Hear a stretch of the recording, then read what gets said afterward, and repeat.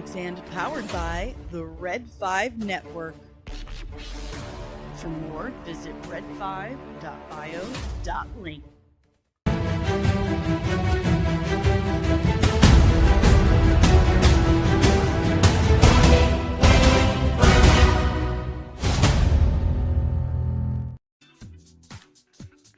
Good morning.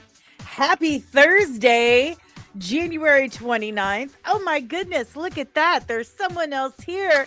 Are there two of us? I invited myself. Double? Why, look at that. I'm not even joking. Like last night, she's like, I don't know what to stream. And I was like, I'm coming on. Well, let's face it. It was a super dry news day. There really wasn't much that I could, justify filling an hour to an hour and a half of airtime. Yeah, so, what was it? We spent like a good hour looking at articles, being like, "No, we've already talked about that, and you've already discussed this, and you did that already, and these are done." I mean, on one hand, it's nice that there's no drama in entertainment, but at the same time, like, what do we do? It's like, well, I was like, can you imagine? I was doing this 5 days a week. I was struggling, man. But I was also doing it like I would wait until the morning. I would get up in the morning and then that's stressful. Why would you do that to yourself? I did that for a year straight. And there were times where I was like, yep, there's not much, guys. Can't do it. Can't do it. But we've got a really great topic for you guys today. I've got a couple of headlines we can throw at you maybe. But remember to hit the like button, subscribe if you are new, ring the notification bell. Make sure you have it set to all so you never miss when I am back when hitting my mic stand with more of this nerdy nonsense after the stream. Don't forget, I have my very first breakdown of 2026. Ladies and gentlemen, finally, I have provided for you my breakdown on the main man, Lobo himself. So don't be a fraggin' poozer, you bass stitches. Make sure you check out my breakdown on Lobo as soon as the stream is over. And yes, of course, check out the Patreon because I'm writing a comic book, guys. And this lady right here, that one, she is editing. She's the editor and she's incredible. I call her my wall because she's great for bouncing ideas off of. I'm telling you, like no one on planet Earth has been able to bring out the best in me as she has been able to. She's like a magician. I want to record one of these sessions that we did. Like, before we get into our hot takes, and before we get into that, speaking of hot takes, I want to give you guys hot takes, but I don't give hot takes out for free. So as you guys give like $5 donations or whatever, I will give you a serious hot take and see if you decide to like me or not anymore. So we'll see how that goes. There you go. There you go. But one thing that so I've worked with a lot of different writers before, and I've gotten to kind of experience personality quirks. And one of the things that over time of being an editor is I've always been able to kind of like gauge like what somebody's like learning style is. So auditory, visual, stuff like that. Dani is kinesthetic as fuck. Like you guys don't understand. Like she's talking and then she becomes characters and then she's like jumping around and she's like, it's almost like watching a play. Like I'm not, just in case she wanted to do more bouncing after this, I brought popcorn so I could eat it while she entertains me. Like we have to do this one day. I tell you what, if we get, what do you say, $25 or $50 in super chats? Oh, we have to do that reading, right? We have to do the live reading. Yeah. She wants me to do a live reading of my script in my characters' voices. That I do because I do their accents and their faces and stuff. She does everything. Like I thought I was like watching a play. I was like, and then she was like, so what do you think about that? And I was like, oh, right. I'm supposed to tell you things. So what do you think? $25 or $50 for Let's do that no kind 25. They 25? 25 and you can do like one page. Okay, so $25 in super chats. If we get that today, It's fucking worth then, it, guys. You have then no idea. Tomorrow I will do a live reading in character, all the characters of one page of my comic book with the accents, faces, all of it. Maybe I'll bring in props. I don't know. But $25 will get you a live reading in character. So let's do a banner for that. Let's see.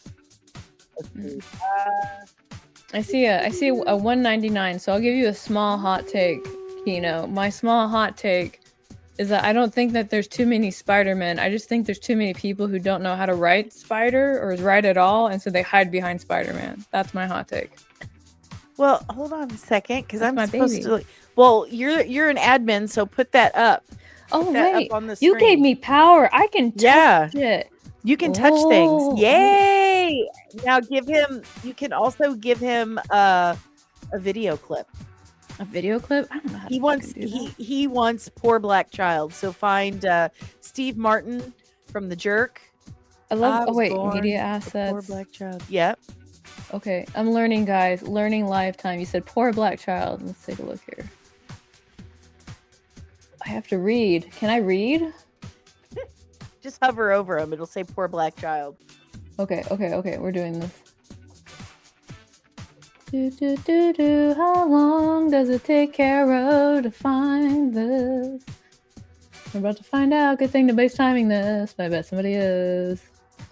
I was born. Sex organs. I love how you titled these. I was born. It's called I Was Born? Oh, here it is. Born. It was never easy for me. I was born a poor black child. I remember the days sitting on the porch with my family, singing and dancing down in Mississippi. That's amazing. And I learned something today about StreamYard. Thank you, Kino, for allowing me to have this learning experience. That was amazing. Thank you for the $1.99, Kino. And Nandrew says, how will I enact the missing leg? Oh, that is very easy for me. She's got the prop ready. Very easy. She'll fucking beat you with it, too. Very easy. If that doesn't deserve like at least a $10 super chat, I don't know what does. All right, let's scream good morning. Remember that members of the channel and supers get their good mornings first. This love is transactional because it's only fair. It's only fair. Good morning, Lieutenant Nandrew. Stop. Good morning, sir. You can work here another day. Yeah, you can work here another day. See, I'm joining in. Good morning, Ensign Deranged Lunatic, member of the channel since forever. And we've got, of course, good morning, Lieutenant Kino Reviews, contributing editor to the channel. He made some clips for you guys of the Lobo breakdown, which I will be uploading tomorrow after you guys get a chance to actually watch the full breakdown, which drops as soon as this live stream is over. And then we've got good morning, Ensign. Is it Ensign? No, it's Lieutenant Lord Thoth. What's left? Thoth. Is it Thoth or is it Thoth? I don't know. It depends if you're talking to the occult people or just a typical American. Occult people. Thoth. Thoth. Thoth. It's like you're just like, it's just morning. It's just like how people can't say acai bear. They have to be like acai. Acai. My daughter, I never heard quinoa said out loud. And I had organic hair color, or it was really good hair color, like honestly, but it had low ammonia and it was made with quinoa and all kinds of other oils. And I was pronouncing it as it was spelled, quinoa. And my oldest daughter laughed at me. She's like, "Ma'am, it's quinoa." And I was like, "Oh, are you a published author? Shut up, child." Anyway, moving on. Let's see who else we have. Any other? What? $10 super chat. That means we are $13 away from the live reading for the leg action. Now I need a cigarette. Oh my goodness, you could do that. Like, okay, so we were at one point we were talking about like different ways to monetize. Like, don't judge me too hard. But for like $5, you can have like a thing like in your chat that says for $5 I'll show you a little leg, and then you can lift up your prosthetic and wave it and put it back down. There's so many I will tell you stories, but that just terrifies me. You will not trust me. That would be dangerous. Dangerous. The freaks on the interwebs in the world. The way my mother tried to scare me off of intercourse was by telling me about those freaks on the interwebs. Well, no. There was really no interwebs back then. I was about to say. It was about how they existed, and that I can't even. It's not. I can't see. Look, it's look. We even got Glenn being like, you know, that sounds tempting. $5 for a little leg, and you can just wave your prosthetic around. Come on. All right, $5, and I'll show a little leg. Anyway, here is a moment of zen for Kino. I'm doing that. What's your name? Toby with an I, with an accent over the I, and a little line over the O, so you know it's a long vowel sound and not a short one. And sometimes I like to dot the I with a little smiley face or a heart or something. Something to brighten the reader's day. I asked you what your name was! Honey, you keep that up. It's whatever you want it to be. You have great clips. I just want you to know Thank you. that. Thank you very much. Thank you, Kino, for the $10. You're totally making up for your betrayal. Yes, thank you, buddy. Appreciate it. All right. That's all for the members. Let's get going with everyone else in the chat who has not yet signed up for a membership. But the week is not over yet. We still have until Friday. We need 4 more members for this week to sign up as a member of the channel. You get perks. You get early access to drops. Members of the channel got to watch the Lobo breakdown since Sunday. So you get that. You get fun emojis and gifts that DL really celebrates. Look at those wonderful gifts. Love them. Thank you, DL, for showing those off every day. So we get those, and you get your own community on YouTube. You get your own Discord in YouTube, or you get your own Discord server. And then every Thursday on Discord, we have Throwback Thursday watch parties for members only. And we've actually opened that up to name anything you want to watch. Say there's something that's on right now that you don't have or can't afford the streaming service to watch. Just tell Mama Dani, and I will pull that up for you, and we will watch it together. So if you're not a member yet, I think the question you should be asking yourself is, why aren't you? You should. Why aren't you? You should be a member. So sign up right. It's a very, very beautiful Discord too. I like how it looks right now. Yeah, I wonder who did that, because I sure didn't. I don't know what I'm doing. I don't know what to do with my hens. It's like if your grandma was given a Discord channel. That's what it looked like before, and then Carrow touched things. I was only there for like 10 minutes, and I was like, make me an admin. She didn't even ask questions. I just like, no, please. I encourage you. I made my oldest an admin and did nothing with it because, Mom, leave me alone. I have a life. I'm 26. What are you doing? Leave me alone. But Kara was like, oh, honey, let me help you. This is awful. Like, so we can make it better. It's okay. Let's yell good morning to the rest of the chat. We've got Fernando. Buenos dias, Fernando. Good morning, Somar. And we've got, I'm scrolling. Oh, good morning, Podfather, the Scarif Scuttlebutt podcast.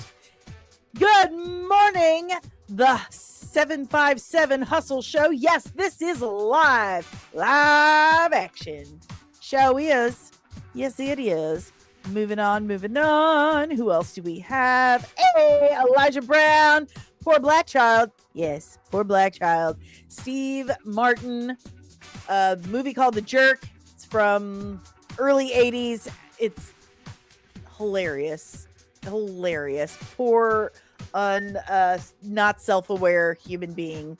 You should watch it. Good morning, Glenn Fitzhergood. Did I say that right?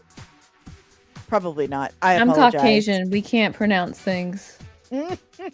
I'm mostly Caucasian with a little bit of Tabasco sauce. That Tabasco sauce means that you can say people's names. I can't. I'm just like, your name is Fred. My last name is Sanssouci, and not even anyone can say that. So I'm a Mexican with the most French-ass name on planet Earth. Go figure. Good morning, Vin! Good morning! And we've got Glenn again. And hey, good morning, flying blind on a rocket cycle! Just join, say what? Good morning, fellowship culture. Good morning, Penny. Good morning, Penny's grandbabies. Hello. Hi, Penny.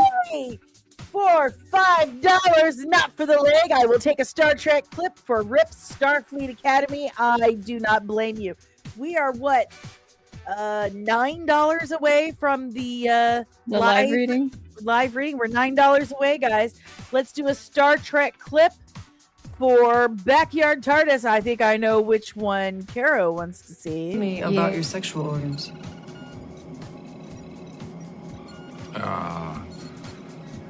Is that an uncomfortable subject for humans? No, but it doesn't tend to be a topic of casual conversation. It's a goodie. Mm-hmm. That's a goodie. Roddenberry was beyond his time. He has no idea. Yes, he was. Thank you so much, Backyard TARDIS. You are absolutely one of the hardest working subscribers we got, man. I appreciate you. Please don't go into debt for me. Every day you're giving something, and I appreciate that. I'm gonna have to send you some stuff. All right. And Kino, thank you for helping out today. I appreciate that. All right, who else we got? Is that everyone? We've got everyone. Hooray! Woo. I'm loving it. Make sure you lift my arms higher today. This is good. Yay! One day I'll lift them all the way over my head. Almost. My left shoulder, I still, after Christmas, like, it's still messed up. Like, I got dressed today, and that was a challenge. Like, oh yeah, that was too much. Too much. All right, guys. I was really happy, not to be TMI, but like I had to have surgery to like remove cancer, right? Lady cancer. And so like yesterday was the first day that I didn't need an assistant to like shower and dress myself. And I was like, I'm a big person again. They're like, this is fantastic. I'm a big girl now. My daughter's dog is wearing diapers now because let's just say we're all synced up. And she's now a woman. Aww. And it's the cutest thing in the world seeing this little dog run around with her doggy diaper on, because it's got like a little skirt on the back of it too. And she will tell you when she needs it changed. That's amazing. That is amazing. It's the cutest thing I've ever seen in my life. And my daughter's like at her wit's end with it. I'm like, just like a real baby. Keep that in mind. Oh, Olive is not grown up. I would not accuse her of that just yet. But thank you. Thank you. She's God love her. All right, guys. So, while we get started, I'm going to put the chat up there. Oh, I can touch the chat. Yeah, I was going to say now Carrow can touch the chat.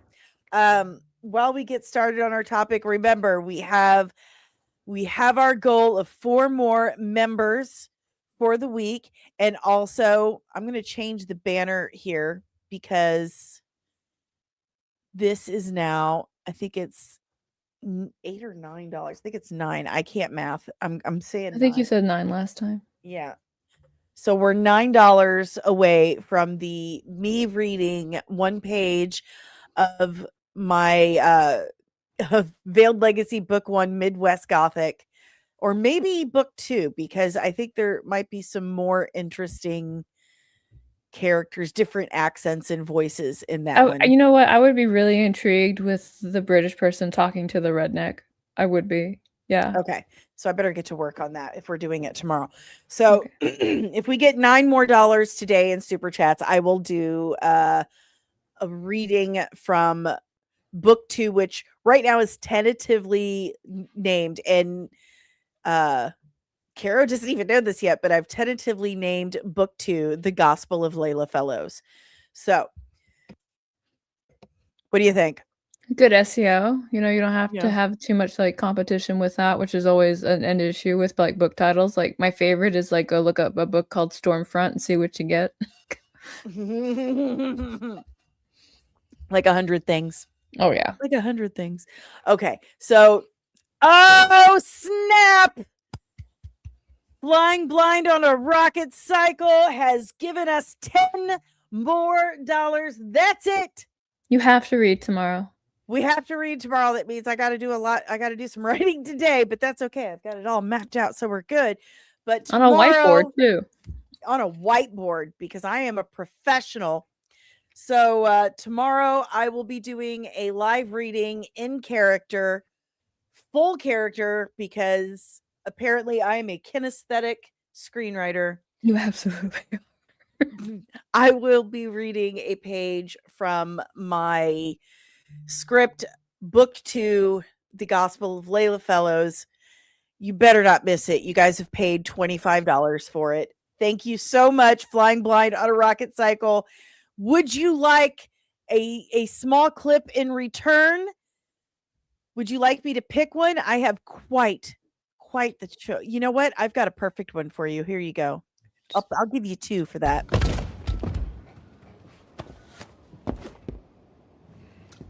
Because that's what heroes do.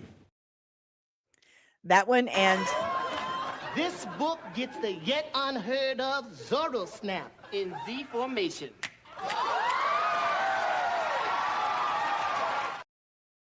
I loved Men on Film when I was a child on Mad TV. I mean, Living Color. Oh my God. I can't believe I said that. I'm so sorry. If you miss it, you better catch it later. I hope you're subscribed. Thank you so much, guys, for donating to the live reading. Amazing. I can't believe we did that so quickly. And remember, for $5, you get a little leg later on. That's right. I'm not going to stop saying that.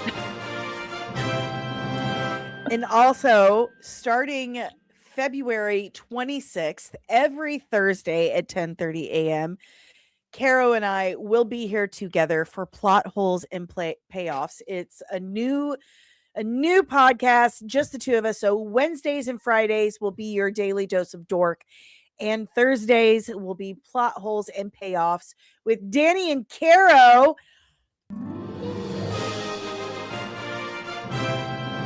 Present. Yeah, we get to look at films and talk about them from different ways, because you've got all that amazing makeup and special, like, actual practical effects experience, and I'm just somebody who hates bad dialogue. We're gonna have Robert Meyer Burnett on sometime. We're gonna have Tom Irvin, who is a special effects artist on Buffy the Vampire Slayer. Brian Sipe, who's a special effects artist for Marvel and Star Wars. Oh, you've reached out to more people than I have. Okay, never mind. I was about to be these people have already, look, Brian has already been on the show, and he's one of my best friends. Tom has already said he wants to be on the show. Robert Meyer Burnett has already said he's been on the show. I just didn't tell them when. So these are the people that will be on the show. I'm saying it's happening. So they've already said they would. I guess we have to do it now. Yeah, we have to. Yeah, okay, cool. So be prepared for that. That's happening. Oh, I love Tom. Tom and I actually worked on a movie together. I love Tom. Tom is the absolute best. I love him so much. He is so cool. He moved back to LA from St. Louis, and I was like, you did what? How dare you? But it's okay. It's fine. I'm okay. I'm going to change the ticker back to 4 members this week. That is our goal for our weekly goal is 4 new members this week. All right, guys, we've got our goal set for the reading, which will happen tomorrow. Don't miss that. That's gonna be wild and fun and maybe a little embarrassing for me, but it's okay. It'll just be more fun for you guys. All right, so how many in the chat actually still read comics? And when I say still read comics, I mean still go out to comic stores, still order online and buy new comics as they are coming out. Who still does that? Show of hands. I know one person in this chat does. Yeah. Is it Nandrew? Yeah, it's Nandrew. He's got his weekly pull stack. But because, and I'm going to plug this in, he has his own podcast called The Variant, Foil Variant, where they actually talk about modern comics that are coming out. So if you guys ever want to go look at that again, it's called The Foil Variant. So it's pretty. I haven't listened to all of them. I've just kind of peeked in to like listen to a few, and then I go off on my merry way.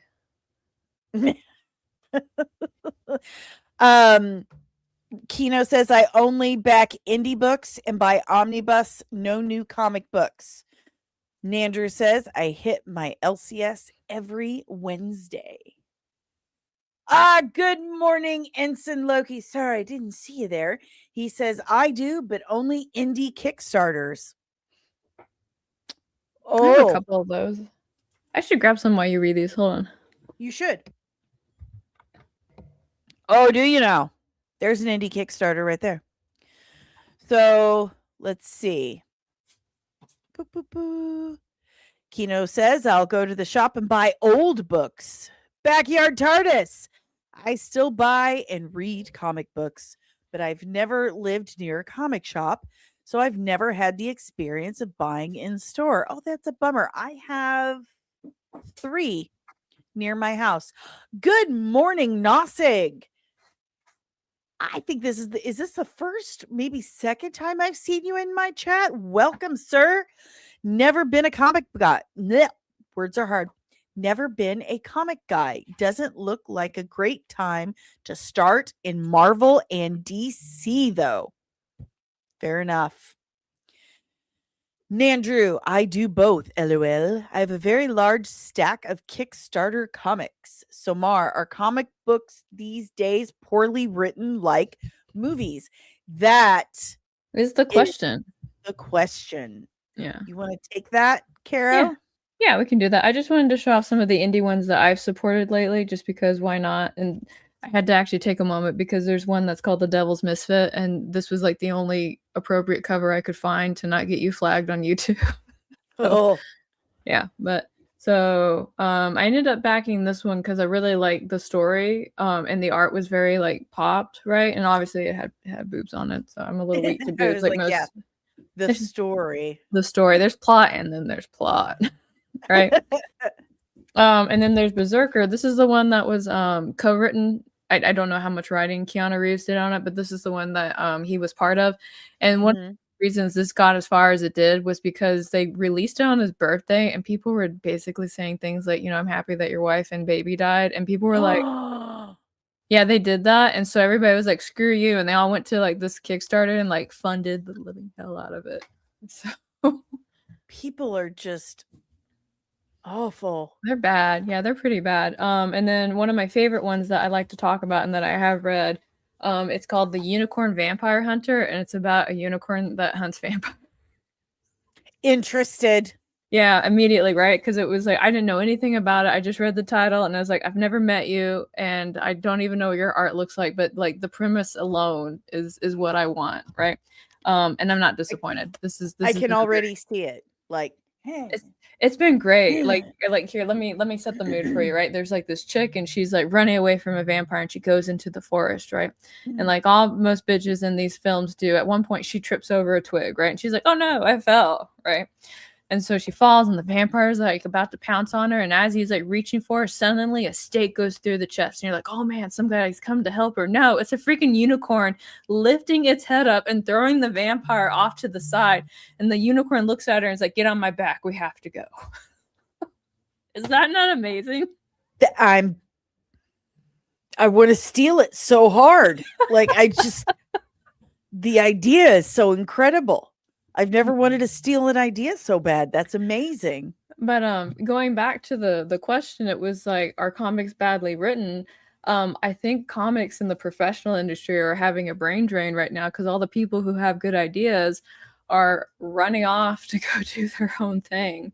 Because why work for the man who only gives you 10% while you have to earn it, do the 90% of the marketing, right? When they're kind of like, I could just take a bigger cut and use the crowdfund market and make my own stuff, right? Oh man. On there's a lot of people in the chat that are, let me turn this off, or not. Has everyone gone to patreon.com/comics and yet? I did. Oh, good. You did. Good. You had a I'm so $3 tier. I was like, I can afford a $3 tier, and that's what I did. Yay! It's only $3 a month. Friends support friends. That's right. You don't ask for freebies. So I was telling you yesterday that I haven't really read a lot of modern comics in the last several years. One, I was raising 4 kids by myself while working full-time as a hairstylist. So I didn't do a whole shit ton of reading, period, because I didn't have a lot of time. Yeah, you were too busy doing shit to read shit. I completely get it. Yeah, and if I wasn't doing shit, I was sleeping or crying. It's fine. I was fine. Hiding pain with laughter. Yeah, basically. Literally. But it felt a lot of stuff got lost in modern comics. I would pick one up and I'm like, even the art it doesn't look the same. It feels shallow. It feels like they didn't really put the spit and polish on it. They didn't put the elbow grease into it like they used to. The love, the passion just wasn't quite there like it used to be. Now there are some that I really did get into. It's all the way over there. I'll have to go get it. I really like Wonder Woman Historia. Wonder Woman Historia was like, this is absolutely gorgeous. I'll have to show you guys. Absolutely beautiful. And the story it really expands on Wonder Woman's origin. It makes it richer to me. I thought it was just beautiful. And I'm a big Wonder Woman fan. So if I'm going to go get a modern comic, that's usually my first stop. I'll go to my favorite one first. I mean, I'm sure for everyone. And I liked absolute Wonder Woman. Like I started getting into that. That one was kind of a wild trip, it's Cersei raising her and makes her kind of like a crazy badass, and then she becomes an amputee, which is obviously something I love. Like a You're kind of like, I feel seen. Yeah, I'm like, Captain Hook, I love it. But yeah, it mostly the indie stuff. It's because those are the people that still have the love for it. When I'm reading something by fucking Tom King, it's just not there, It's like, I like Woman of Tomorrow, I do, but how do I put this without sounding like a complete insane person?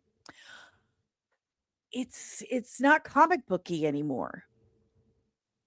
You know what I mean? It's like try hard. Mm-hmm. Is that making sense? It makes sense. I mean, the way that comics have been run has always been kind of like an interesting social observation for me because one of my friends who he used to be an inker over at DC, and I won't say what comic he worked on inking, but at one point they had gotten together to kind of talk about like the next issue that was coming out, and they had a formula. And don't get me wrong, formulas have a time and place, but like that formula was like so like surface level. Like at one point and he's the inker, right? And he's kind of like, I mean, I'll ink it, but could we try and like do something that's a little different? And the editor-in-chief, his response was, readers are too stupid to notice this, right? Right. And the problem that a lot of these industries have right now is that some of the bigger studios still have that mindset, not understanding that we as fans of material, we're not just digesting the book itself, we're digesting the process. We want to know about the writers, we want to hear what they have to say. Like, for example, Chuck Dixon has a podcast where he talks about writing and writing life and all that, and people will go and listen to him and they're picking up on the craft, right? So they're educating themselves, they're learning how the sausage is made. It's a little tricky when that happens, but we have more and more people who are paying attention. So like I wouldn't call myself like, a film junkie or anything like that, but I've watched enough films to now know about photography and the way that camera angles are manipulated right now, and it sets me off like really bad. So the first time I noticed it was actually when it was done really badly. I think it was in The Forgotten Kingdom. It was the one that had Jackie Chan and Jet Li in it, and they were doing well, in the big fight scene in the temple, like there's at one point in the fight scene where whoever was in charge of the camera wasn't paying attention, because at one point when Jet Li goes to hit Jackie, there's a gap this big, right? And that's when it popped out at me, and I was like, why did that even happen? And then next thing you know, because it awoke into my awareness, I started seeing it everywhere else. Like one of the things I hated in the Fantastic Four film was how they used the cameras on Sue and the men. So and it made me so upset because anytime it was a Sue moment, they always had the camera angle slightly down, so you had to look up to Sue.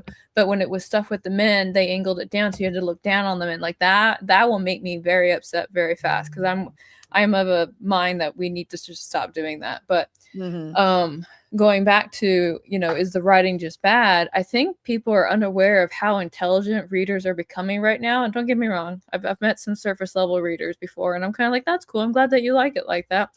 But the people who become savvy to this are going to start seeing like the cut corners. They're going to start picking up on where things got lazy. And if they don't see that things get better over time, why would I pay for crap? Right? And so that mindset of the reader's too dumb, it doesn't matter, that's something that happens. And on top of that, a lot of the people who actually go to the comic book stores that want the actual physical copy, right? Well, they're not 18, right? Yeah. Why would an 18-year-old want to go and get a physical copy unless they're of the material store? Most of the books right now are on digital. This is my boyfriend, by the way. His name is Horseman, written by Chuck Dixon. You can get it at ripperverse.com. Gotta plug in my boyfriend there, sorry. But that's where that's where the reading is, and that was actually a conversation. Like here's a behind the scenes conversation I had with somebody else in the industry, right? They have this book, and they went to me and they were kind of like, I'm thinking about trying to like print this and get it out into the world. What do you think the best way to do it is? And I was like, I mean, financially, it's digitally. It's like, oh, I don't believe in digital. I was like, then why are you talking to me? Like, why are we having a conversation if you've already made up your mind? Like, I'm literally telling you what's easier for people. And a lot of times what usually will happen is people will get the digital, and then if they like it enough, they'll get the physical. Let me have you talk to chat real quick, and I'll show you an example of how that happened for me. So, and I wanted to show you guys, this is my hardcover copy of Wonder Woman Historia. And it is one of the most beautiful books I own. Like the artwork in this is just, let me take this off because it keeps fluttering everywhere. I mean, Oh, it's gonna be all fuzzy because of Your I've got page is my- all blurry. I don't know if you saw that. It is. It's because I have my background blur on. I'm trying to find. Here we go. Hera. There. I mean, Oh, she's look, magnificent looking. isn't that gorgeous? And all of the artwork in it is that level of stunning. The quality they have put into this, the effort they put into it is consistent throughout the book. And these days, in the storytelling equals that. Mm-hmm. And these days, I'm just not finding enough books on the shelves that are matching that level at all. So keep going, dear. So some examples for me, at least, as a person who is very particular about my bookshelf space. I know you guys see that I have a lot of books here, but these are books that I actually want to own.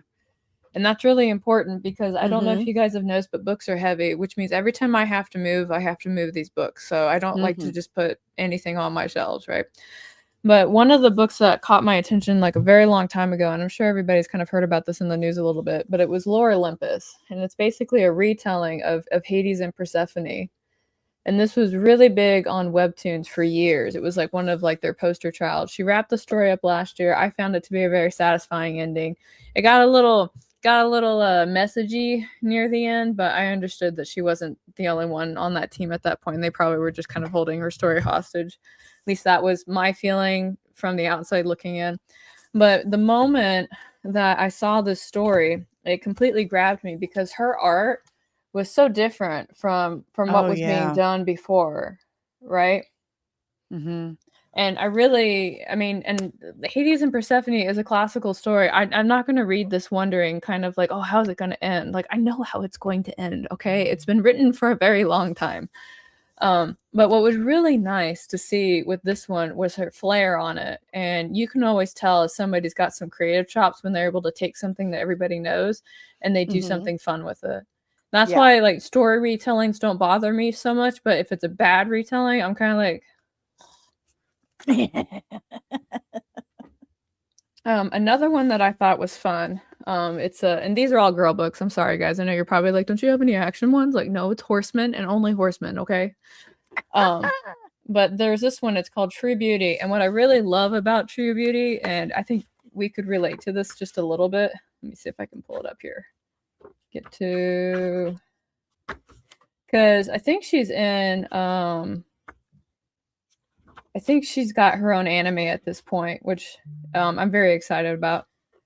So this story is actually about makeup and how some women who look very average use it to look very beautiful, right? Mm-hmm. And so it follows this lady's story about how she becomes so codependent on makeup that it actually affects like her social situations to the point where she doesn't even want to be alone with her boyfriend if her makeup's starting to fall off, right? And so, and it's a story about, trying to be attractive, wanted, and then learning to accept yourself and that people want to accept you for how you are. Great message. I absolutely love it. There is at some point a love triangle. I wasn't mad about it. I thought it was really well thought out. And then the other one, it's called Let's Play. And this one is the story about a girl who is a game developer and about how her indie game basically gets destroyed by a game reviewer. And it makes her really upset. And while she's trying to cope with like the trauma of like her lifelong dream getting absolutely smashed, the indie game developer actually ends up moving into the apartment next to her. Dun dun dun. Right. Very girly. It's super girly. Yeah, they're super girly.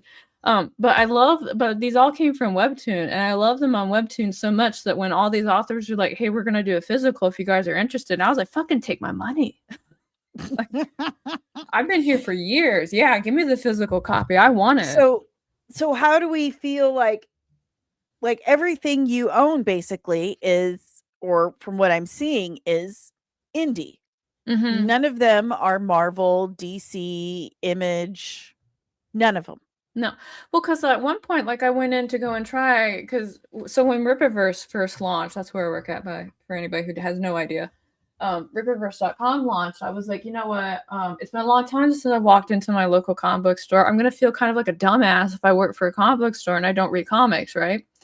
And so I went into the store and I was like, okay, what's currently out right now? And I was like completely baffled because all the covers for DC and Marvel looked like yaoi shit. It was just like guys almost kissing Yuri and girls like getting all cuddly with each other. Like it was really weird. And then it all had like a super manga style on it too. And I understand that manga is like a very popular thing right now, but I was like, you guys are desperate. It really it amazed me. And then when I went and talked to the owner, I was like, hey man, I don't want to be weird, but like, is anybody buying that stuff over there? And he was like, no, everybody's coming in and buying the older stuff. Like the new stuff isn't selling very well. Yeah. Now I do know that there's some other releases that have come out this year that I haven't taken a look at. I think it's like I don't think it's the new 52, it's something else. Andrew, you know what it is.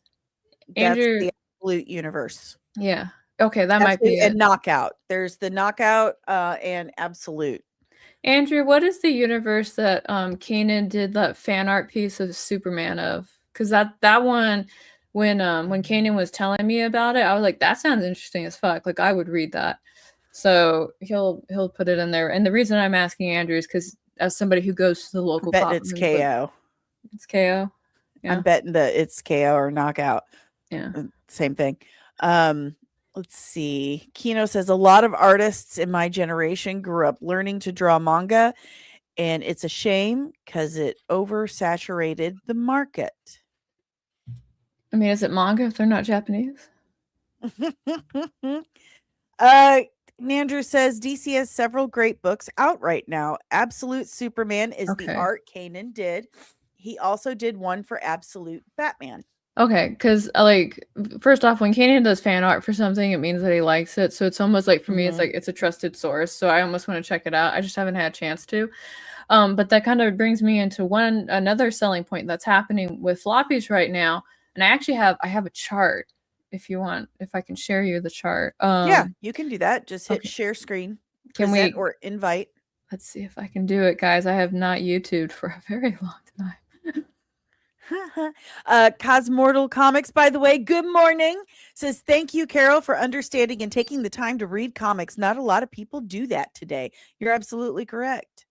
It just seems the right thing to do, you know. Well, and that's a big problem. I think that's we have these days also, or that comics have these days, is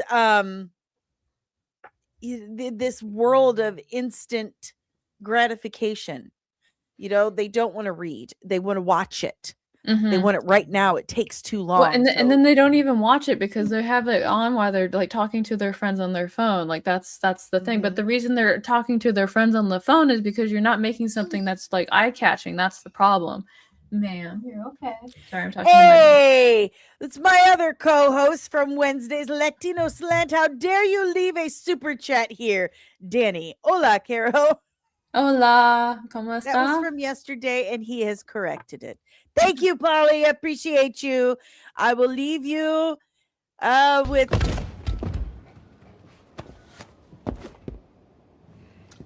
Because that's what heroes do. Thank you, Polly.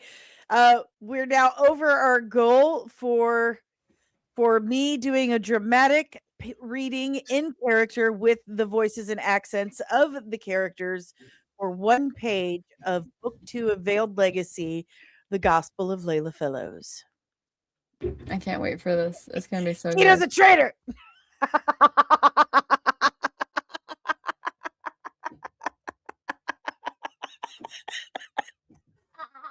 gotta mute because I'm gonna die. I have asthma. Okay. This would be the first time I'm on a show where my co-host. Okay. Take it away with your charts, madam.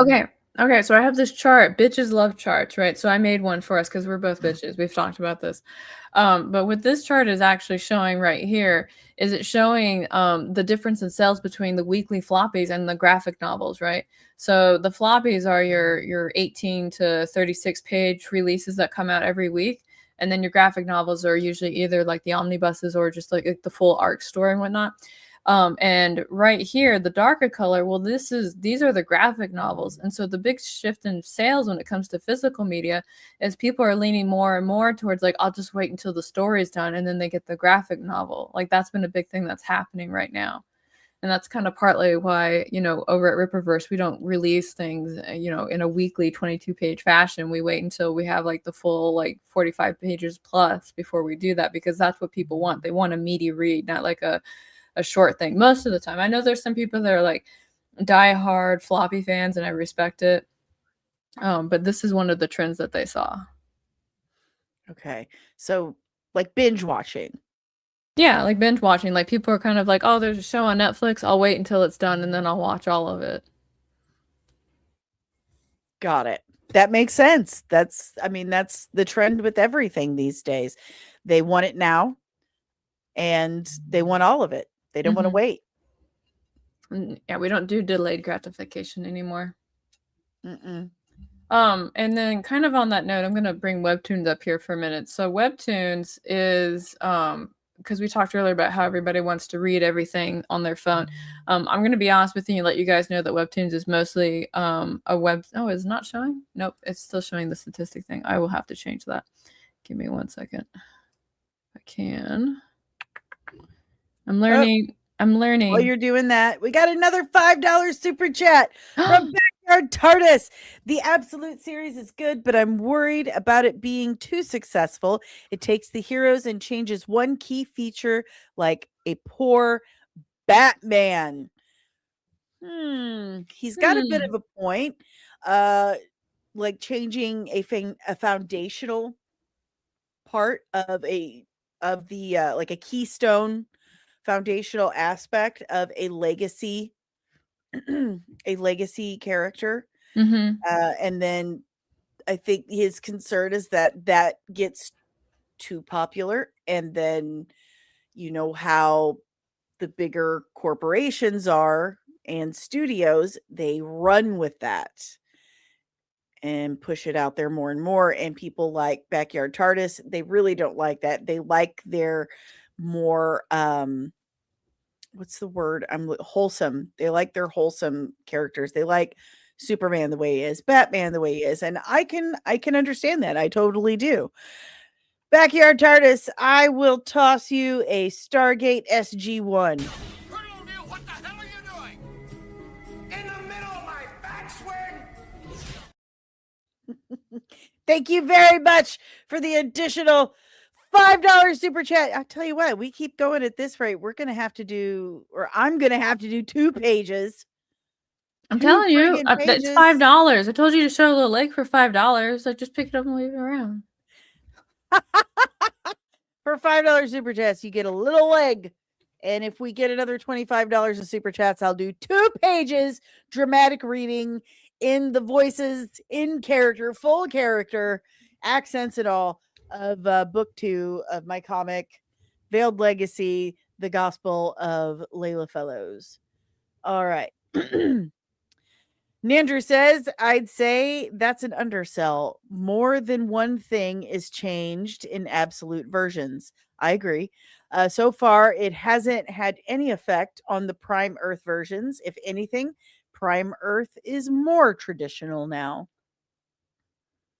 Fair enough, again, because Wonder Woman, that's the only one I've read right now. It's not for lack of desire. Trust me. It's entirely for lack of time.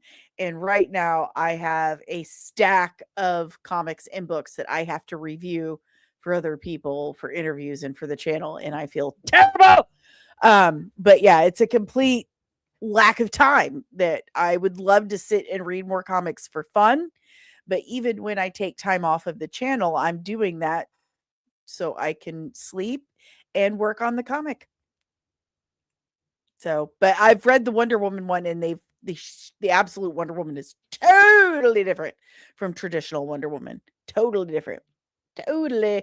And good morning, Foroboros. Welcome, welcome, welcome. Welcome. Cosmortal Comic says comics need to be niche again.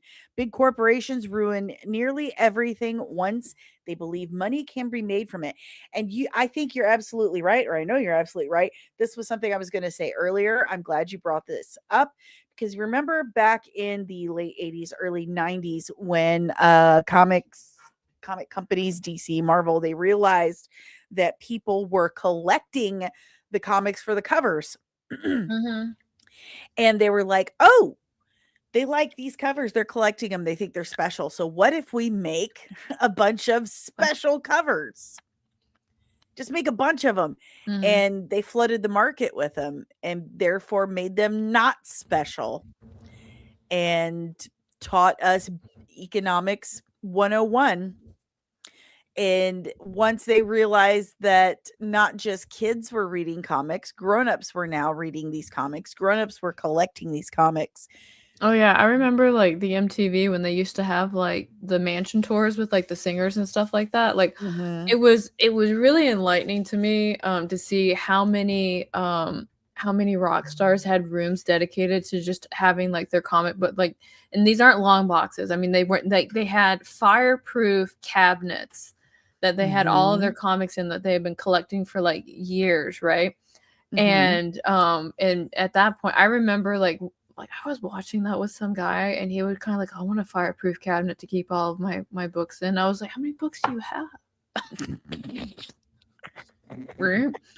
But it was just like one of those things because it's also like, you know, it's like, oh man, like so and so from Kiss has like a whole room dedicated to his comics. Like they have to be cool if he's collecting them. Gene Simmons loves comic books. Mm-hmm. Loves them.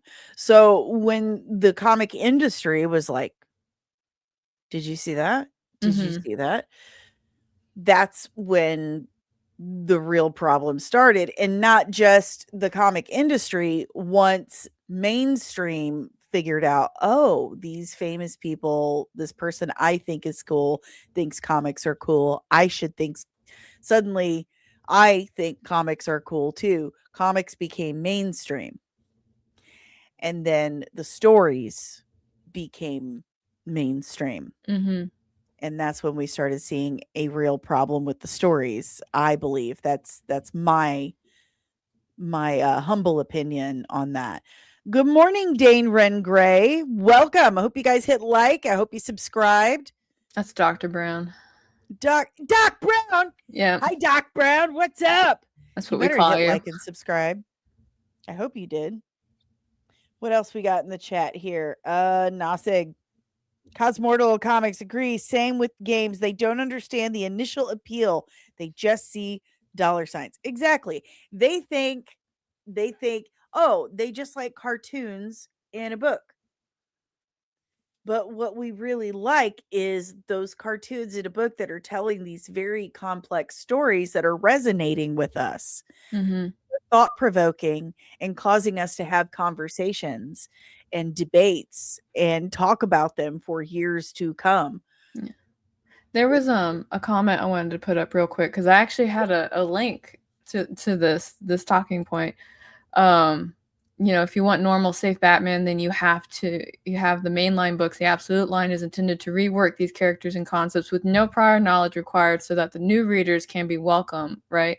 Because that's one of the issues that readers are having right now. It's like, okay, so where do I start? Like, if somebody was like, hey, I want to read Bleach, where do I start reading Bleach as? Like, it's Bleach #1, right? And then that's where they go. Oh, sorry, I didn't mean to take you down. And then and this one link I found. Look, guys, I'm learning how to be on YouTube again. It's absolutely fantastic. Let's see, share. I'm so proud of myself. Be proud of me, Andrew. I'm learning how to do this. But, you know, so this is an article that is written, let me give credit where credit is due, by Matt Shafford. And it's from 23, but his point is still pretty evergreen right now.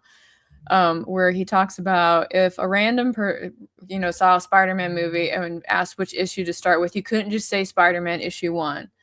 because there's so many different Spider-Man, there's so many different universes, and even though I said, before, it's like there's no such thing as too many Spider-Man, there's just bad writers that don't know what to do, so they hide behind Spider-Man. We have we have a flooded market of various universes with different takes on these characters, and then it's like, how do you explain that? Like, you start getting like the cork board with all the pictures, and you're kind of like, okay, well, in this universe Batman's actually like this, but then over in this universe, because he was raised by Alfred, who happened to be like a World War II vet, and he was the one that trained Batman to be like a badass, and not this other blah blah blah. Like, it's like, how do you have that conversation with people at that point? And it's like every time it starts getting like that, everybody's kind of like, okay, we have to reset the universe and do something new. I feel like I'm peeping over this chat, and I'm kind of like over it. No, sorry, no, it was cool. I liked it. I was like, I'm peeping. It's like from Home Improvement. Yeah, I'm peeping. But yeah, you've got a point. It does kind of complicate things for those new people, but I will kind of counter, like, who the fuck doesn't know Batman? Like, I'm everyone knows Batman. I mean, there's that, but for that one strange weirdo who, I don't know, maybe they are Amish, and I mean, I'm not going to even assume that the Amish don't even know who Batman is, because I know that they do. But if somehow you lived your entire existence and have no idea who Batman is, and that his alter ego Bruce Wayne is super rich, that could complicate things. Like, you're going on talking to, so I just discovered this character Batman, and I love that I can relate to him because I too am poor. And then you're talking to someone else who are like, that's not Batman. Yeah, you don't know who Batman is, you idiot. It's like, you tourist, you have no idea who Batman is. He's actually super wealthy, and his superpowers being rich. you fake fan. Yeah. Hey, this is an excellent question, Nosig. What would an Amish comic book be like? I've got an answer for you right away. It can be found here at patreon.com/comicsand. You're welcome. Please tell me what you find. Go there and tell the chat what you discover. We're very interested to hear what you find at that link. Very interested. Okay, moving on. 4 new members, guys. We're looking for 4 new members for the channel by the end of the week. Should you choose to accept it. We have today and tomorrow, guys. Time's running out. You have to help.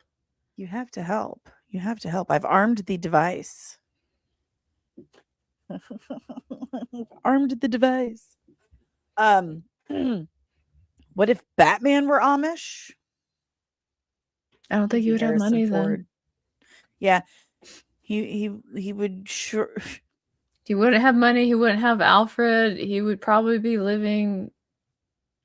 He'd have a really nice beard. Yeah, a hat.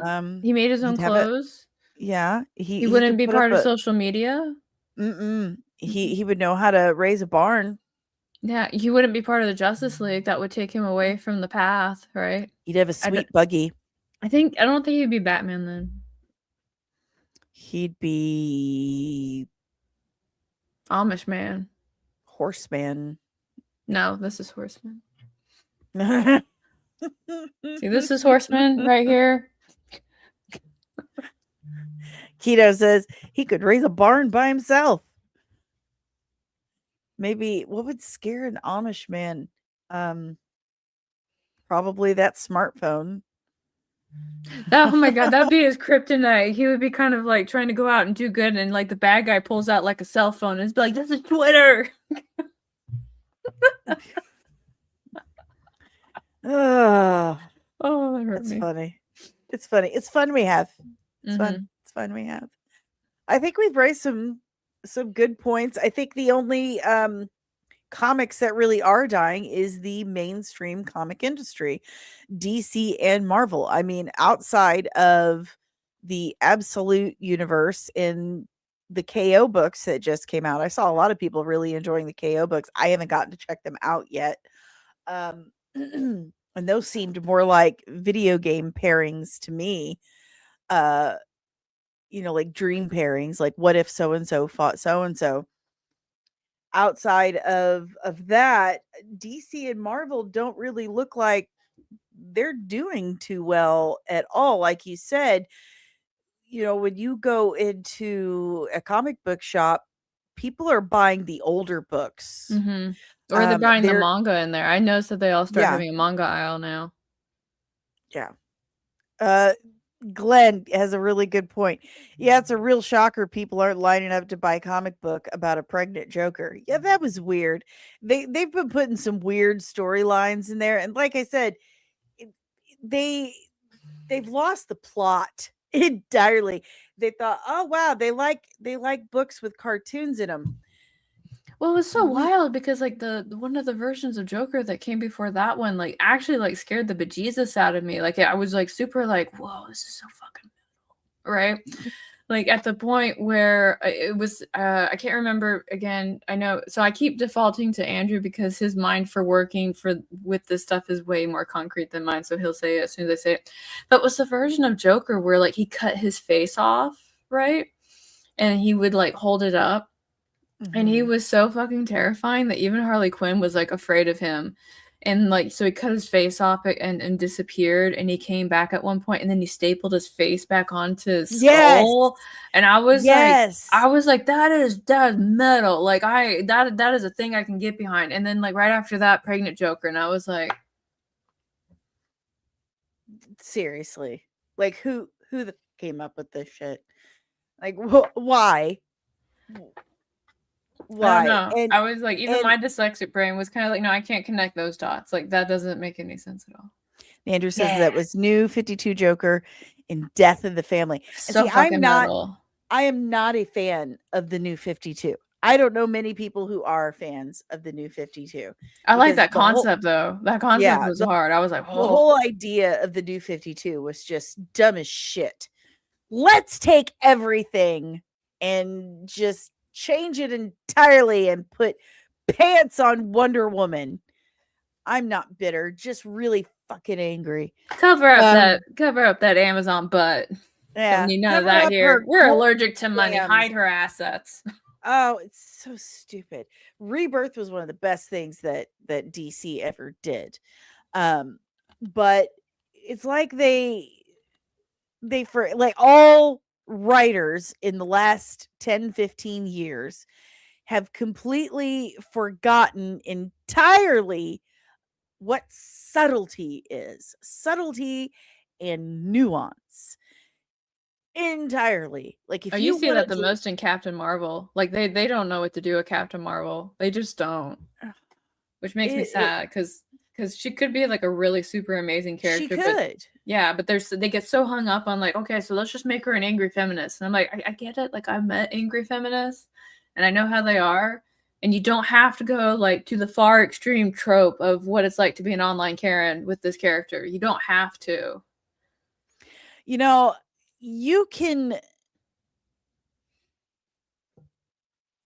can entirely write a story with a message in it. You can write a story with a political view, with any kind of view in it. You can, but you don't just draw a big red arrow and circle it. You're not obvious with it. You have to lead the horse to water. Whether they drink or not is entirely up to them. You have to trust your audience. And Marvel, DC, and major studios in screenwriting even have completely stopped trust. I don't know what's going on in the other room, but apparently it's exciting.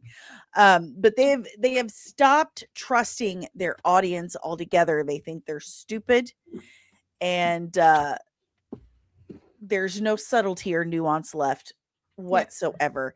And that's why we're so pissed about this messaging. It's because they just beat us over the head with it, and it's replaced actual plot. Mm-hmm. If I may plug something in real quick. Please. Okay. So, the very first book I wrote is called Queen of Swords and Silence, and it's about a malformed Valkyrie that works at the Well of Knowledge, and she's got a snarky sword that wants to kill everything. Right? Okay, invested. Yeah. But it's my first book, and I've got like lots of like fun action scenes and stuff like that. But the subtle message that I actually have in my book is about friendship. Because there's a moment in here when Ghost is like literally like at a point where she's just like, you know what, no, like this is fine. I'm just gonna let myself go and end it, and we're gonna be done. And it's the sword who's her best friend who was like, I need you to live because I need you. Like I can't do this without you. Will you please come back to me? Right. And so, and that's what the subtle message of the book is. But I don't just come out and be like, it's about friendship, bitches. We're friendship. Okay. We're murder friends. So together. you're telling me you wrote about a disabled superhero and it's about friends? Yeah.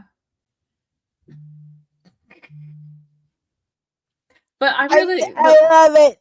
But one of the things I really like about your story, because it's going to be really good, is your story again is talking about somebody who has to overcome like physical difficulties, but you're also writing about how family works together after they like overcome like great trauma, right?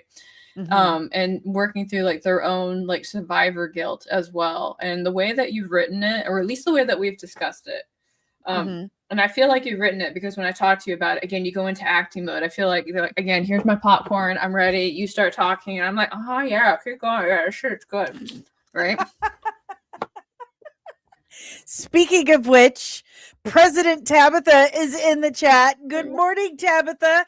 And she says, guys, you ain't ready for the ending of Dani's book. Finally, she told me yesterday, I'm getting my coffee ready and I'm reading your script. And I'm like, okay. So I've waited. I texted her right before we went on stream and I said, well, we're waiting. So Tabitha, Carrow told me that I am a kinesthetic writer, and we challenged the chat. We told them if we got $25 in supers, I would apparently act out, not just read, but act out dramatically a page from book 2 of Veiled Legacy, which is tentatively named the Gospel of Layla Fellows. And we've gotten pretty, we've got it, we've done it. I will be reading it tomorrow. In fact, we're on our way to doubling that. So if we get another, you have a lot of writing to do. What's that like? I know. I know. So if I get like another $15, I think it is, then I'll do 2 pages. It's great, guys. This is proper British lady talking to like an ignorant redneck, and I love that so much.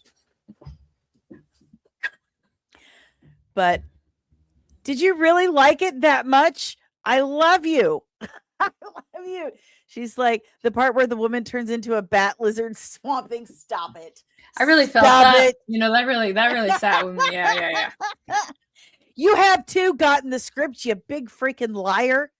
You said it's just going to take me a little bit. Stop lying, Commander Pauly, member of the channel. Speaking of members, we have a goal, 4 more members by the end of the week. And there's something on my hand. 4 more members by the end of the week. But I'm so glad you liked it. Thank you, Tabitha. I wait your review so I can put it in the reel that I'm making. Yes, tomorrow I will be doing a dramatic reading, acting out my characters, I guess. But yeah, if we get like 15 more supers, we'll do 2 pages, or I will do 2 pages. But Carrow, are you going to be here tomorrow? You going to join me? What time? Same time. 10:30? Yeah. I can be here. Yay. So there we I'm have not it. I'm not like I couldn't read with you because you're so into it. I would be like I would have my script and you would be like ba ba ba ba ba. It's like ba ba ba ba ba. That's no, you'll just be like stage manager, like kind of the director. You'll just be the director. Yeah. Phil said, "Hey Phil, what's up? Good morning." Sensing some synchronicity here. Just a little bit. Yeah. You think? So I'm brown, but only in the summer. So, what do you guys think? What are some independent comics that you're reading? Like, what do you think that independent comics are taking over mainstream? Do you think mainstream comic companies can hold their own against this? Do you think comics are going to go fully digital? What do you think? What do you, words are hard. What do you think? What do you think? Do you think you're going to sign up for my Patreon to support my comic? I already did for $3 a month.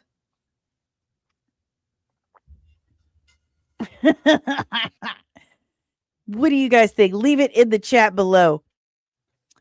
Kino says Joe Frankenstein by Graham Nolan and Chuck Dixon. That's a powerhouse writing duo there. There you go. There you go. Like, I wanted to show you an example of like an indie project that's doing really well. And I'm sorry I keep using like all my work stuff. It's just what I have access to right now. But the really cool thing is that you could probably have access to it too. Let's see. So like, here's a really good one. We just launched this like a little while ago, right? So it's Daughter's Revenge. It's done by J. David or Drunk 3PO and X-Wing, right? From our circles, right? And it's illustrated by Eric Hudson. They didn't go through Kickstarter. They didn't go through anything. They were just like, we're just gonna launch this ourselves. And they already met goal, right? So now at this point, amazing. Like I know, right? It's like and that could be your future too. I mean, just think about it. Wouldn't that be cool? Right? That would be amazing. But that's like the power of what it is for this. Like, so here's in my opinion, one of the things that's happening, and also why Daughter's Revenge is very successful right now. At the same time, is that it's not just the work itself that people are invested in, but it's the people behind the work as well, right? So, you know, when we originally had like the one talk, you know, when I read your script, I was like, yeah, you should keep writing, but you need to talk about it now, right?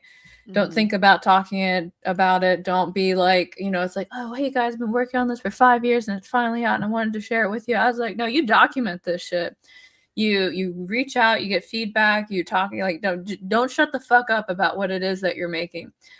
Share the progress, share everything. Like at one point, I think the next time we have like a writer editor conversation, even if I'm just sitting here eating my popcorn while you're jumping around on the screen and stuff like that, you have to document it. Like you have to, because most of these ideas that Dani has, they're all hers. Like everything is hers. All I'm doing is being like, what if you just tweak it that way? And then she's like, oh, that's even better. I was like, I mean, it's still your idea. All I did was just say go left instead of right. You know? She, like I said, she's my wall. She's a really, really good wall. She knows how do I put this? Like, you know exactly how I work. Like all my gears, you know, like if I were a clock or a watch, you know how they fit together and work. So if I've got something, but I'm not quite, you know, on time, if you tweak this or tweak that, you know how to get me running correctly. That's a really bad analogy, but it's more like, you know how my brain works and you know about vampires and stuff. Like, can you help me? I'm like, yeah, I'd love to talk to you about vampires and stuff. It's like, it's almost funny because Dani's like, can I talk to you about like Greek vampires today? And I was like, yeah, sure, go for it. Like, what are they like? Like, have I talked to you about ancient Greek vampires today? Only 5 times. Well, great. We're going for 7. Let's do it. It's great. Let's do it. Like I texted him like, hey, I had a breakthrough. Ley lines, not the band. No. But well, you said ley lines earlier, and I was like, yeah, what about Caleb? And you're like, that's not what I'm talking about. Like, what are you talking about then? Ley lines, magic stuff. Yeah. Now, context. I have notebooks everywhere, and that was another thing yesterday is trying to find the right notebook. Like, hold on, I have the wrong notebook. It's in one of these. I need to put together. Nosik says we share wavelengths. Oh man, you have no idea. Like at one point, like I think I had done like one of my end of the day check-ins, and at the same time I was scratching my head. Dani said she had scratched her head too. I was looking up, like, I was doing this, and I looked over at my second monitor, and you had posted it, and it was on my feed, and you were doing the exact same thing, and I went, no fucking way. No fucking way. South River Studios has popped in, says, hey, Carrow, it's Hojo. I'm glad you're keeping strong. I am. I made a shirt today that I'm looking forward to wearing, and I'm gonna make stickers. But it says hard to kill with like the cancer ribbon, and so I'm gonna have like stickers with me at conventions. So if you guys ever go to a convention, I'm there, and you want a hard to kill cancer thing, let me know. I'll have like 50 of them with me. So. It's super cool. Very very and the stickers are free. I'm not paying. You guys don't have to pay for the stickers. You'll be like, I want a sticker. The sticker is. Polly said, I hear you. There's something to be said about leading the audience with teases here and there. And that's why I'm so excited about getting some concept art going, because then I'll really be able to tease things here and there. Get some art going. Tabitha says, she's leaving. Yeah. Love you, butt face. Thank you for your lovely reviews. Thank you. All jokes aside, chat, Dani's comic will have you gripping the edge of your seat, she says. It's pretty good. Yeah, I'm going to save that so I can put it in the little things that I'm going to make for the thing, because words are hard. But got anything else to add to our little conversation about why aren't they writing these for fit? Did we ever actually answer the question? Like, are these major companies, like, do they care to serve fans? I think okay, so here's my thought, and you can tell me if I'm off base, and chat, you can tell me if I'm off base too. So my thought is that they're disconnected and they're trying to figure things out right now. So earlier I told you that a lot of people, the younger people right now, they're reading comics on their phone. And by the time they realize that that people are reading comics on their phone, like there was already established places like Webtoons and whatnot that already had like a readership. Like I did actually get legitimately upset on when DC and Marvel signed up with Webtoons, because Webtoons used to be just for indies, right? And then when DC and Marvel showed up, they came in and started saturating everything with their material. And the other thing that happens is that they took the ad revenue away from the indies, and they all got squashed down.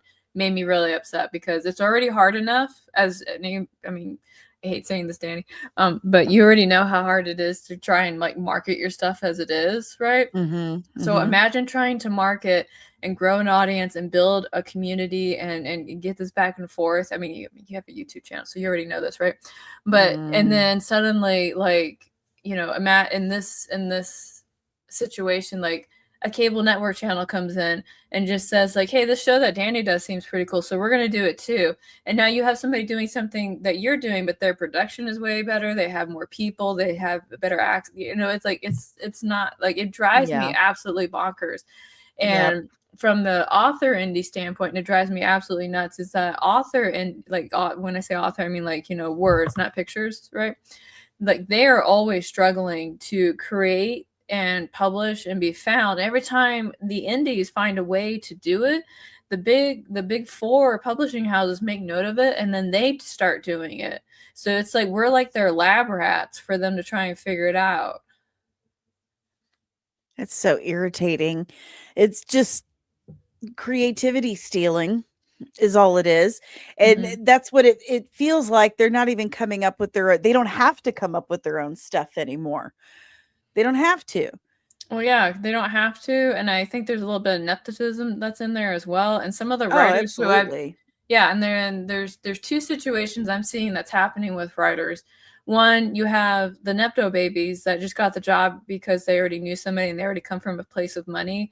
And like, I'm not trying to talk bad about people who have money. But in my experience, when you did not have to earn the money, you don't value the money, and then you also don't know how to work for the money. So Exactly. here's a fun example. So yesterday when Dani and I were doing our writer editor thing, and she was like, well, how do I write this character bio? Right. And I was like, of course I was like, I can give you mine, but there's really no wrong way to do it. Right. And on the very top of the ones that I do, I have why audiences will like this character. Right. Because at the end of the day, I need an audience to like my character. Otherwise, why is the character on my cast? Yeah. Yeah, so it's like it's really important that they try and do that, and it makes me sad because like I really feel like I always go back to Captain Marvel. I always feel like Captain Marvel, the character, is an easy fix, but they don't know how to go about it, and then they end up falling into like I don't know if it's like the editor or if it's like the publishing house. Like it's one of those things where it's like I just want like if I have to pay $1,000 to sit in one of these rooms to see how these decisions are made, I will do it. I just want to know like what the fuck is wrong with you? Let's get a fund going. Let's get a fund to get Carrow in the room. She will wear a wire so I can listen in. I won't even say anything. I'll just like sit there very quietly and just be like, no, yeah. You're going to wear a wire so I can listen in and take notes for you. So we'll get a fund going. Remember, there's the deal today is $1.99, gets you a hot take from Carrow, $5 gets you a little leg from me. $15 more gets you another page of my dramatic reading. We have to do that for the podcast. We will. We have to. But $15 more gets you the second page of the Gospel of Layla Fellows. And our goal this week is 4 more new channel members. So don't forget that. But I do feel like corporations do have way too much going on, Nasig. I do think that you're right. They've got board of directors. They have to answer to too many people. And those people are not creatives. They're absolutely not creatives. They don't care about that stuff. They only care about money. And right now, that money involves box checking. They don't care about how the story comes about. They don't care about the nuance. They don't care about the plot. They care about the box checking. And that's what all their testing and what have you has told them, and therefore their directive comes down, this is what you need to include. So instead of actually having a creative process, you have a board of director process, and that's what runs DC, Marvel Studios, Image Comics, and so on and so forth. And it's really sad. It is destroyed those things that we have loved so much, but it's also the reason why independent comic creators like myself and Carrow and Rippaverse have the freedom that we do, because we literally have no one to answer to but ourselves. Yeah, Iconic Comics is another really good one. Like there's so many. I think there's another one called I don't know if it's the name of the comic or the company, but like even like Black Sands comic, like he's his own entity as well. Like he does all kinds of stuff. I wanted to tell you a funny story about this one chat we just got real quick, if you would humor me. Yeah, and I want to respond. Cosmortal Comics says Carrow kind of looks like a lesbian, so she could definitely get into one of those rooms. LOL, no offense. You know what? Technically, we both would make it in those rooms because Carrow does check a couple boxes. That's right. She does check boxes, and I do as well, being technically a woman of color and disabled. I'm disabled and a woman of color. So I'm technically that one.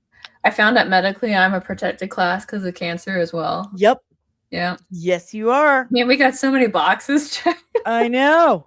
There you have it. All I have to do is identify as a confident Black man, and I'll have it done. There you go.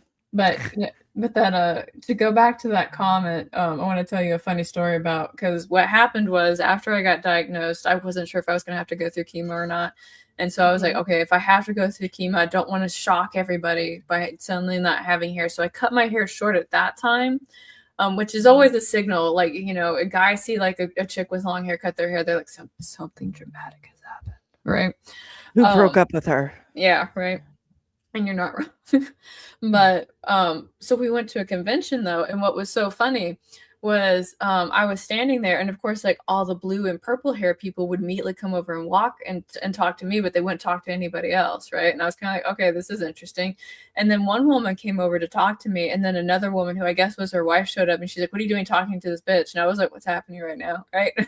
It's like, "Well, I just wanted to buy a comic," and I was like, "I just want to sell a comic," and she's like, "I don't want her talking to you," and I'm like, "Are you fighting in front of me? Like, can I sell you Isom, please?" Like something. You seem to like women. I have Yaira. She's like frosty femme, but and they ended up walking off. And so what we learned is that basically, if I keep this hair, I can bring all of like the liberal multicolored people over, right? My book that the comic is, being adapted from did well with lesbians. I don't know why.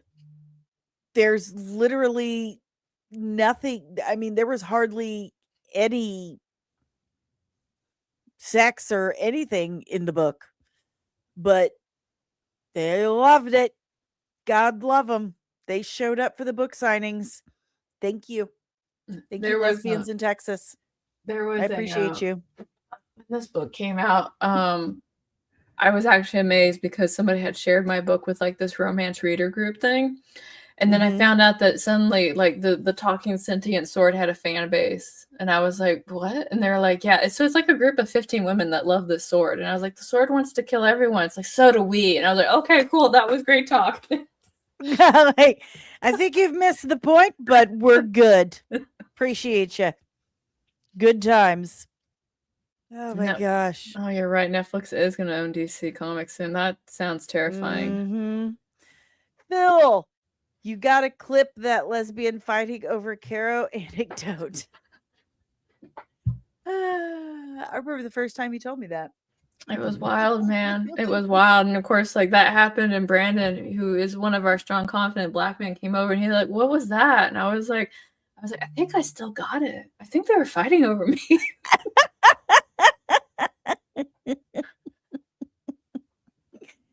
Dave reminds me frequently that his junk is a lesbian, so it's okay. I'm like, okay. It's 2026. We can identify whatever we want, right? Well, guys, we're gonna start wrapping things up. It's not too late. You can still join as a member of the channel. It's only $3. What are you doing? We need 4 more new members of the channel by the end of the week, and this is the end of this stream. So you only have one more day to bring a smile to my face and make me feel loved and appreciated on a monthly basis. So you have 3 options for memberships on the channel, and you get perks like early access to videos like my Lobo breakdown, which is now available to stream. You can watch it as soon as we're done here. You have gifts and emojis that are only available for members. You have your own YouTube community. You have your own Discord server where you can join us for watch parties every Thursday, like tonight at 6 p.m. Eastern Standard Time. Join us over on the members only Discord so you can watch whatever you want with me and hopefully Carrow if she's available, if she doesn't have meetings or family stuff going on. I should be. Yay! Yeah. Hopefully DL's feeling better and he can join us too. So he's usually the only member that joins us. So please, members, join us. Join us. Join us. Sign up right now. Why aren't you signing up? That was so, like, how could anyone not sign up immediately? That was amazing. That was okay. We were in sync and everything. Yeah. I know, on, right? It's the twin power. Bow down to the twin power. Yeah. Give us money. Wonder Twins. Anywho, the best way to help support the channel is, of course, engagement. Like the stream, share the stream, comment on the stream, all the stream things. Like, share. Yes, like, share, subscribe if you are new, and ring the notification bell with all notifications sent to all notifications so you don't miss out on any of this nerdy nonsense. That's right, because I have frequently been known to nonsense. And it's Wednesday through Friday. Hey, look at that new member, Doc Brown. Hot dog, hot dog, hot We dog. only need hot three. Three members. dog. 3.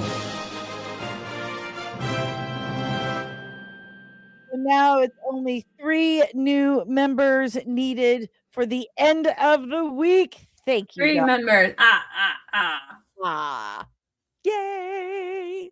All right, guys. So if that doesn't float your boat, of course, make sure you're heading over to the Patreon and signing up. There are 4 different tiers starting as little as only $3 a month.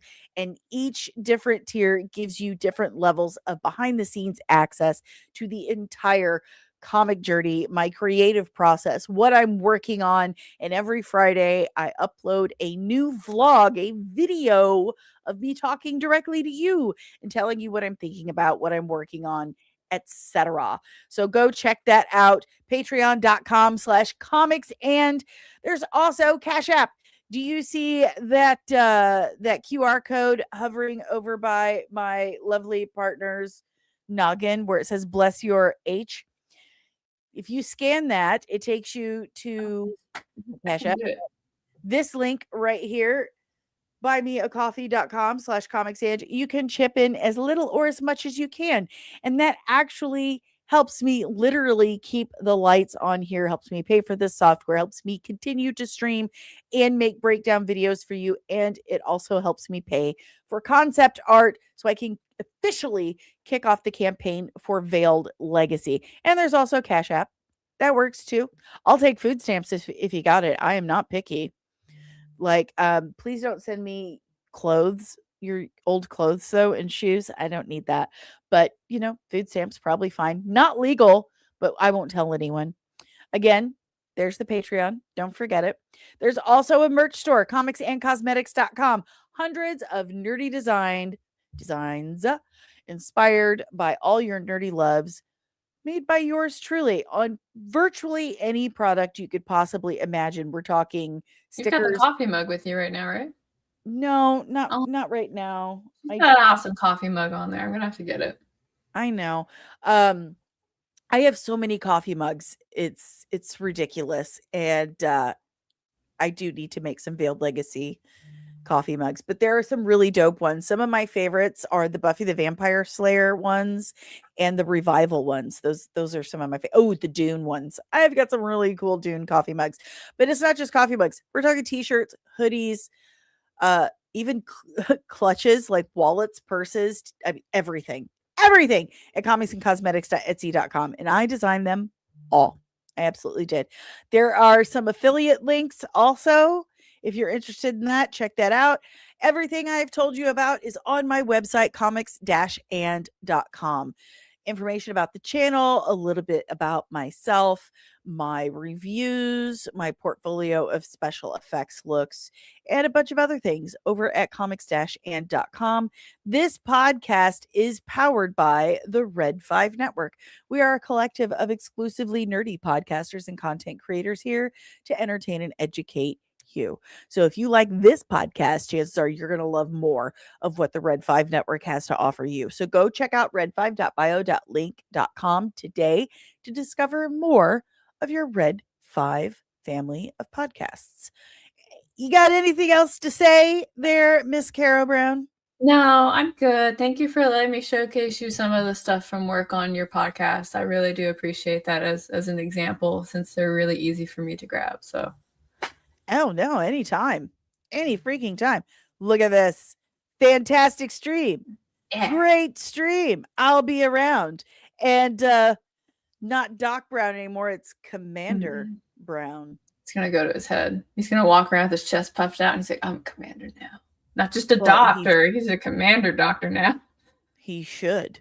I think it's actually Dr. Commander. They will correct you with that. Okay. Doctor Commander. So Command Doctor.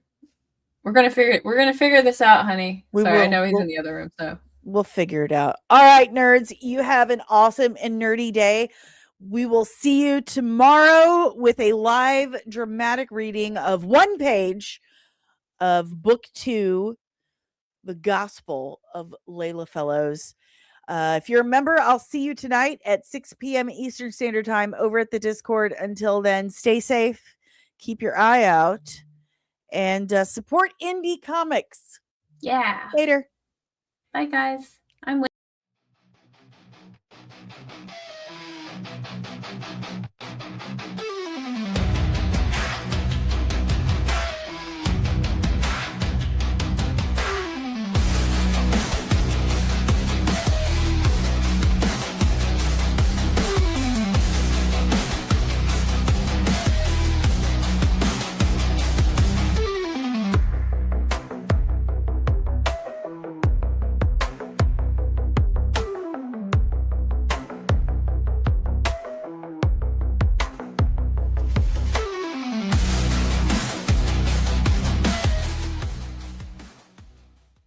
Disney and Kathleen Kennedy are gonna get you!